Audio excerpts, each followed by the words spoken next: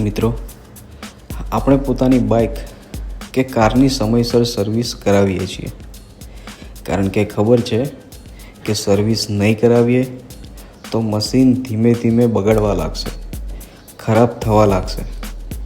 પણ એક પ્રશ્ન છે, છેલ્લે આપણે આપણા મનની સર્વિસ ક્યારે કરી હતી? આત્મવિચાર એટલે પોતાના મનમાં ઝાંખી કરવી. આજે મેં શું સારું કર્યું, શું ભૂલ કરી, કોને દુઃખ પહોંચાડ્યું, શું એ હું સુધારી શકું. જેમ સર્વિસ પછી મશીન વધુ સ્મૂથ ચાલે છે, એમ આત્મવિચાર પછી મન હળવું બને છે, વિચારો સ્પષ્ટ બને છે અને નિર્ણયો વધુ સારા બને છે.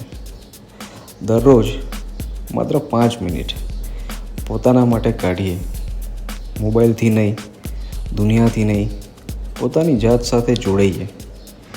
મિત્રો, યાદ રાખીએ, જે માણસ રોજ પોતાના મનની સર્વિસ કરે છે તેને જીવનમાં મોટા રિપેરિંગની જરૂર ઓછી પડે છે અથવા નથી પડતી.